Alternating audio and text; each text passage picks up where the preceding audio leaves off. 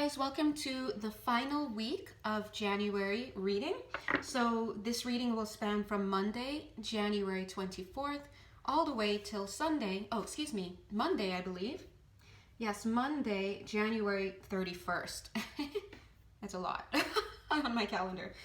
Thank you so much for joining me. If you're looking for a personal reading or a live energy healing session via Zoom, ooh, okay, wow, okay, lots to talk about today. Please do connect with my Etsy link. Thank you. Wow, this card is, wow, okay, I'll take that. All of the goods are there. So let's jump straight into this final, okay, week reading. Okay. Definitely getting a lot of frenetic energies in the area here, in the energies here. In fact, look at the bottom of the deck. It says up in the air. So some things are happening right now. Things are in motion. Things are being reshuffled. Some of you may have made some recent decisions. In fact, here we have what I take to be the Tower card, but also a stroke of inspiration. The idea here is it's almost like if you can get into this Chariot energy, which is about full speed ahead, but if you can do so in alignment with the highest source of energy here, of the highest source of love here. In other words, if you can allow yourself to be divinely guided, then that would be amazing. That would really be helpful for you at this time, because I do see that some of you, I almost felt to put it back over here, right? But I do feel that some of you may have some divine assistance with the ending ANCE, or assistance ANTS. Some of you may have divine assistance with you, but it's almost like for right now they're here, right? Spirit is watching things unfold. I do feel that there are assessments going on, as always, guys. There are footsteps in the sand. It's like things going every which way. In fact, if you can see the cards right now, look how they fall. And you literally saw these cards falling from right out of my hand. So things are happening right now, but the dust has not settled as yet. In fact, courses of action have not been set as yet. The two cards that fell on the floor, these are the way they want to, or fell out first. These are the way they want to write themselves. So it looks like right now a lot of you are being divinely led, the guides are saying, to make decisions that can and will lead to a better and brighter future. If you can tell the truth. Interesting. If you can tell the truth. Looking forward to doing the next moon reading to seeing what's going on in the air in terms of that. And well, we know that January has been the month of integrity, and they're saying it's your integrity and your lack thereof that is that is screening things. They're saying it's like things are happening, but they have to pass through, so to speak, a veil or a threshold as they become manifested, right? And as they manifest, it's almost like your fog, your energy signature, your stuff that conditions whatever it is here. So if you find yourself going through something, they're saying some miracle, they're saying, God bless. If you find yourself going through some miracle of some sorts or going through something, they're saying even those can fall subject to unclear thinking and unclear paths. Unclear paths. Can never say that word. Paths. Okay. Unclear paths. Okay. You guys know. And it's because of your stuff. And it's also because of your willingness to tell the truth. So let's talk a little bit about that. They're pulling in the anchor card. Burp, anchor. So let's take a pause. God bless. There's a pause here, and they're also likening it to taking pauses along your journey. So some of you may find your journey actually feels a little segmented, where you have to make quite a few small decisions. And the reason why, interestingly, the compass energy is right here. What is this card? That's not necessary. The next card. The reason why is because it's like, they're like, whoa, Nelly. They're like this, on the ships. The barnacled ships where you have like the grand steering wheel. Why am I blanking on what that's called? Steering wheel. And and it's like you have to respond, you have to not react. That was the message for the past few readings that I've done, guys.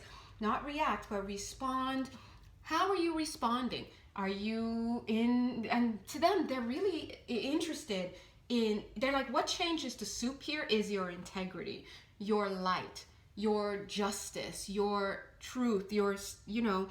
And the reason why they put the anchor down here is because they wanted us to not skip over the fact that when they say your integrity and your truth and all of that, integrity isn't only about when you're dealing with other people, but also about looking at what your word is and what your standard is for self. So you're either in your integrity or you're out of your integrity. And so we have to always think twice about things, 3 times actually, one, then the other, and then looking at everything all together, right? You always want to think at least 3 times about something, because sometimes something seems like the right way to go and then it turns out to not be the right way to go. Why? Because under this circumstance it's not the right way to go, but under another circumstance it is. Quick example. So let's say, yeah, we'll use the age-old example. Oh no, let's use this one. Why are they telling us this one? Let's do it. Maybe somebody out here needs to hear this. Yeah, okay, the old one first. They're saying the old one I was gonna say is yeah, stealing, right? Or a good idea or a bad idea? Well, it depends on the motivation. If you're doing so to feed and to survive and to provide for others and your heart is in the right place, hey, it gets a little gray area. Maybe at the end of the day it's a good thing and the karmic board will be like, all right, we see you, fist bump, right? And if it's, you know, not, and it's about you being in your ego and dispossessing people of things, bad idea, okay? And stealing, they're saying, has wide application. So stealing doesn't just talk about lifting something that's physical. It's talking about dispossessing people from their sense of livelihood, their sense of safety, all sorts of stuff. So dear God, now they're getting into it. But let's look at the other example they said, just to show you how, another example of how these things about integrity can change and be relative. Let me just take a quick sip. God bless. One sec.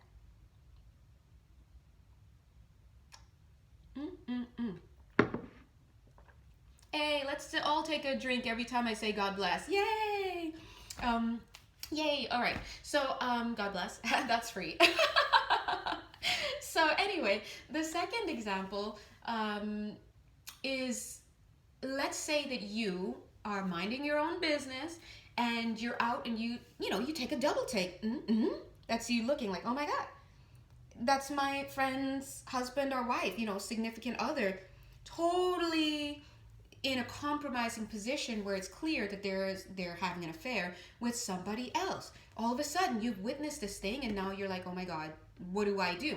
Now immediately a lot of you guys already have an idea of what you want to do right off the bat, but we're not here to react, we're here to respond. Typical reactions: march over there and you tell that person who's boss and blah blah blah. You take footage and let your friend know, blah, blah, blah. Or some of you like, oh, not me, not today, because guess what? I know how this goes. This is none of my business, because every time I mention this, the friend turns on me, and right? So everybody has a way that they would typically react right away. So we stop, we think, let's respond. Now, the reason why I brought this up is because karmically speaking, you may... taking one action over another may be individually the better path for you. So for example, if you have a karmic contract with your friend to, be honest and be in your integrity and share what you did, or you have a karmic contract to intervene in some way, then do it. And if you don't, then guess what? Now you're in breach of contract. But let's look at it the opposite way, right? What if you don't have a karmic contract there and you're just now entering into busybody status and you intervene and now you've broken up a family that was supposed to, ouch, right? I'm feeling that in my gut, guys. Who's on this call? God bless you. I totally understand that's a hard place to be, right? But you've broken up a family. Now everybody's mad at you because maybe they all wanted to continue living the lie. Who knows, right? It could be all sorts of stuff. And then you might say, but wait, Jay. And I'm like, what's up? But how come I was shown that then? How come I was shown that? Why would I see it if I wasn't supposed to be honest and report what I saw? And again, this is where the upgrade happens. We're being asked to step it up spiritually, and we can no longer be in that place where it's black and white, it's yes and no, up and down. I saw this, so I'm telling it, and blah blah blah, because it's a right thing to do. You have to stop, think deeply, try to connect with yourself. What is this bringing up for you? And if you can, make the connection with what's going on with your karma. I know some of you who watch me are able to do that, and you're able to suss that out and really get deeply within. And there are others who, it's understandable, you're still on that path to really trying to get to that, and it's not easy, trust me. Sometimes we just have blind spots, and that's all there is to it. But you can always find people to help you, whatnot. But the whole point is gray area sometimes. So that's what they're saying. They don't want to gloss over. We're going to pick the anchor up and oh, no? Okay. You guys saw how they gave me that return? I was like, whoa, that return check right away. They're like, hot potato, don't want this anymore. Well, guys, you tell me what to do. The cards are here for you and for me. for we. So they're saying here that, so they're saying there are these little anchors all around. Let's go back to the anchor now, defining the anchor as being those moments in your life where you have to make decisions. Respond, not react. And that's hard. I get it. We're all here. We're all learning. That's why it's hard, because we're literally in the process of learning it. Respond and not react. Responding is not just about looking at how it affects you and everybody else. It's about going in and being like, hey, is this my stuff? Did I attract this because it's something I'm karmically bound to work through? Is this something that came to me because I have some unhealed energies that don't even belong to me swimming around, collective energies in my field, and now I'm attracting all sorts of other people's stuff and taking it on like it belongs to me? So these are things that you really need to consider. And so again, it's mental and spiritual discipline, but it's not always easy. So wish fulfillment. Notice how this wish fulfillment card was underneath these. So let's talk about wish fulfillment. Lord knows I could write a book on that, because just because your wishes, well, we all can, because just because our wishes are being fulfilled, you have to ask, where are these wishes coming from? What level of my field are these wishes coming from? Again, now we're looking again at a level of analysis that is required for us to evolve into, to move towards honing. It's not okay anymore to just be like, I don't know what you're talking about, I can't do it. Then what do? You find out how, right? And it always starts with getting quiet, feeling into your body. You can start with guided meditations. You can start by keeping it 100 with yourself, right? So wish fulfillment, let's look at that idea at the certain level. So you got your wish, right? You thought this was good, right? But where was that wish coming from? What level? Your 3D level, where there's a lot of woundedness, where you haven't gotten out of your ego, where there are other interferences, or have you seriously gotten onto your path where you are focused on not manifesting the things that you think are going to be, oh my God, this is what I want, but manifesting, putting the intention out there to manifest the things that will be in your highest good. And sometimes the things that are in our highest good are not the things that we necessarily would identify as being a wish fulfillment. Many of us want to be in coupleship, and many of us do not. Some of us are in partnerships and we don't want to be in it anymore. And some of us are not, and we would love to be in something. But we don't know actually where that desire is coming from. So again, higher level consciousness when it comes to looking at these wishes and these desires is to identify what is the desire and what is the wish, where is it coming from, why is it coming out. So why do you want that red Corvette? Yeah? Is it because, you actually want it and it actually gives you the tickles and you like it and it's cute and you can appreciate the work, the craftsmanship? Or is it just like, oh, well, that's what I associate, oh my gosh, with success and being a hot rod and this and that, and I grew up poor and I need everybody to see me because this is success and I'm a man or I'm a woman, and like all of that is going to give way to a desire for a red Corvette. But that doesn't, and you may even manifest it, but doesn't mean that it is necessarily in your highest interest, because maybe it wasn't generated from a level of your highest interest. Now, the guides are saying, let's talk about fail safes. So red flags, me taking notes, and me getting it tattooed, red flags pop up along the way, they're saying, to help us to manage this wish fulfillment. So just to quickly summarize, wish fulfillment doesn't mean, in other words, manifesting something, getting something that you wished for that looks great, doesn't necessarily mean it's for your highest good, number one.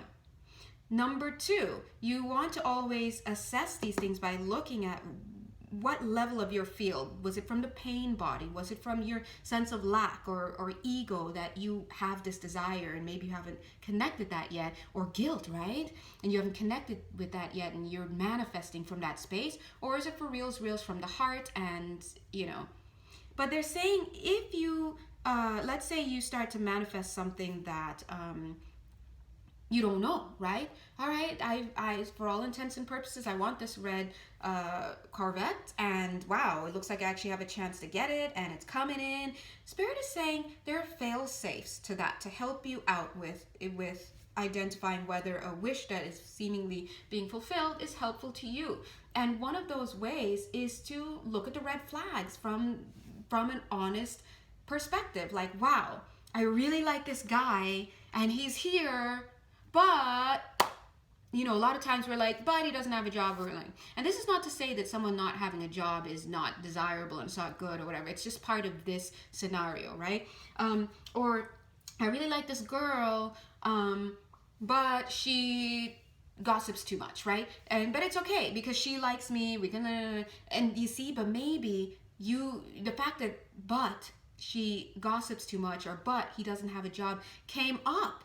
When you said, I like this person, you qualified it with that, chances are that is an indication that there's something that is pulling you out of your comfort zone, and not in a positive way, like growing and expanding and blah, blah, blah, but taking you a little bit out of your integrity. So you want to watch those things they're saying, because usually we're like, yeah, but it's okay.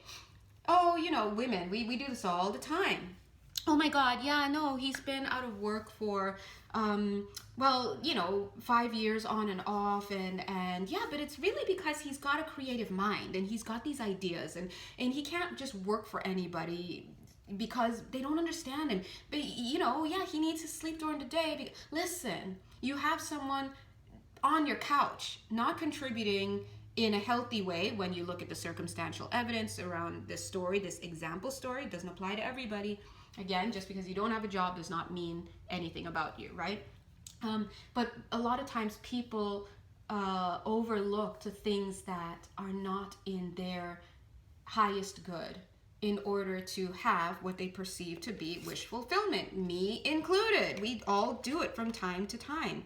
And so Spirit is saying, yeah, it's almost like they just pulled their hands out of, I don't know if it looked like that. It was more like this, but I put a little spin on it.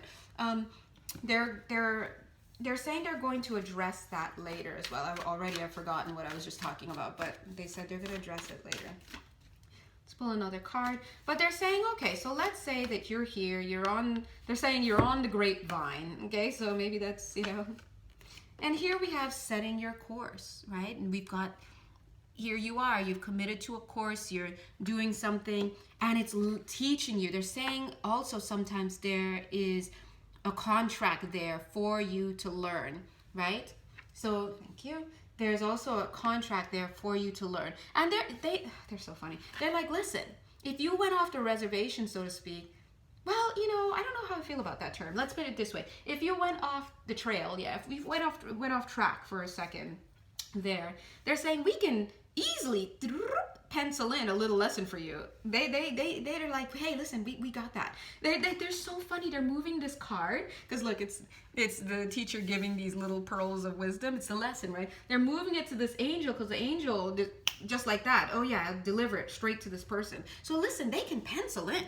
these lessons for us if we find ourselves going off track, and they're like, we need to buffer this person back in, we need to teach them a lesson, especially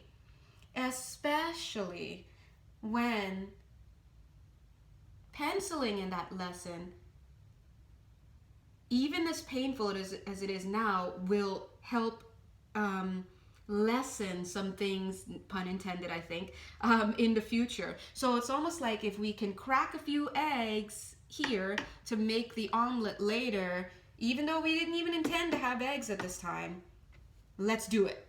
They're all like, let's do it. And I'm like, no, let's not. Let's stick to the schedule, guys. But you know, oh, look at the card. Akashic Library. They're showing this guy. His name's Perry. Perry might be useful for somebody. Who knows a Perry? God bless. But Perry, he's like, listen, boss. You know, you tell me what you want. You know, and this angel's like, yeah. You know, if we need to pencil in some lessons for this person, you know, I'll deliver it. And I got the books. You know, I'll write that in really quickly. So they're ready to move. They're ready to move.